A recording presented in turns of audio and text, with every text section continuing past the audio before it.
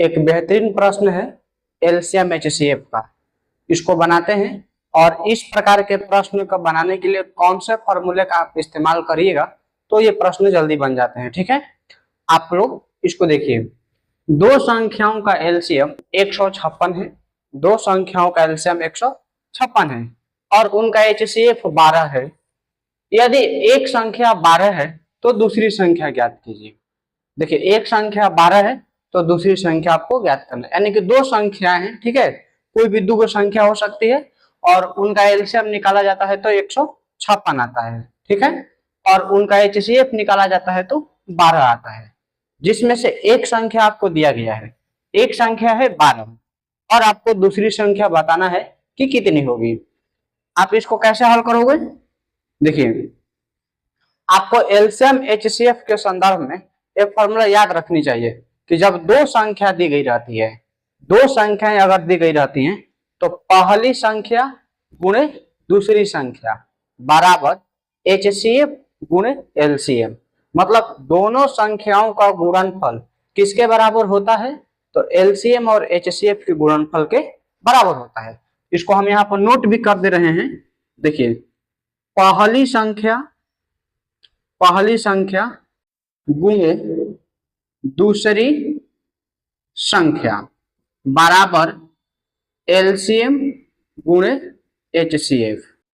देखिए, आप ना इस फॉर्मूले को अगर केवल याद रखिएगा, इस एक लाइन को बस अपने दिमाग में रखिएगा कि पहली संख्या गुणे दूसरी संख्या बराबर एलसीएम गुणे एचसीएफ, तो ही आपका इस प्रकार के कोई भी प्रश्न बन जाए, चाहे आपको पहली संख्या ज्ञात करनी हो, चाहे दूसरी संख्या ज्ञात करनी हो, या फिर आपको एलसीएम ज्ञात करना हो या एचसीएफ ज्ञात करना हो, इन चारों में से कुछ भी ज्ञात करना रहेगा तो मात्र एक इसी फॉर्मूला से ज्ञात हो जाएगा।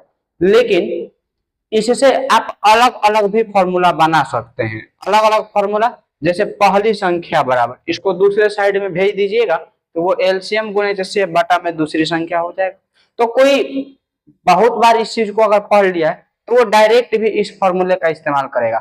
लेकिन इस प्रश्न को हम लोग इसी पर बैठाते हैं और अपने देखते हैं कि इस प्रकार से वो प्रश्न जो है वो सोल्व होता है कि नहीं होता है। आप यहाँ पर नोट करिए, आपको दिया है ना कि एक संख्या, तो यही हो गया पहली संख्या। एक संख्या जो आपको दिया गया है तो यहाँ पर लिख सकता है कि पहली संख्या 12 है। ठीक है, तो वही माना जाएगा कि वो पहली संख्या है। तो पहली संख्या आपका हो गया 12 गुणे दूसरी संख्या आपको ज्ञात करना है, तो यहाँ पर लिख लीजिए दूसरी संख्या बराबर एलसीएम। तो एलसीएम इसका आपको दिया हुआ है 156, तो ये आपका हो गया 156 और गुणे इसमें आपको इसका एचसीएफ दिया है। एचसीएफ कितना दिया है?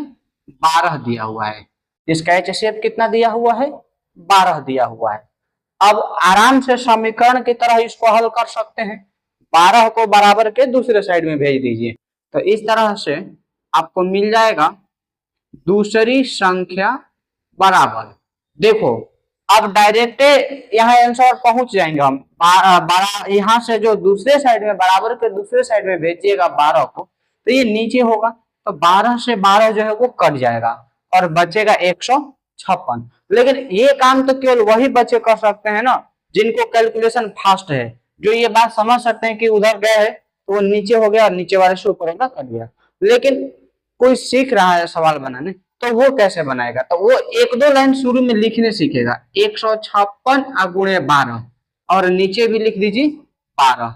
ये 12 से 12 कट गया तो यहाँ पर कितना बच गया? 156 बच गया। यानी कि जो दूसरी संख्या है वो कितनी है? 156 है और आपको इस विकल्प में सी नंबर पर दिया हुआ है, यानी कि इस प्रश्न का सही आंसर जो है वो विकल्प सी है, 156। तो मेन मुद्दा इस प्रश्न को समझना नहीं था। इस प्रश्न को समझते हुए इस प्रकार के अगर स्टेटमेंट वाले प्रश्न हैं और उसमें आपको कभी एलसीएम निकालने के लिए दे दिया जाएगा, कभी पहली संख्या निकालने के लिए दे दिया जाएगा, तो वो भी आप कैसे निकालेंगे? तो बस यहाँ पर जो 3 गो क्वांटिटी दिया रहेगा, ये टोटल देखिए 4 गो, पहली संख्या दूसरी संख्या, 2 क्वांटिटी इधर हो गया और 2 इधर, एलसीएम और एचसीएफ। इन 4 गो में से कोई भी 3 गो दिया रहेगा और आपको एक निकालना रहेगा। तो हर बार इसी सूत्र का प्रयोग करके आप सवाल बनाएंगे। ठीक है।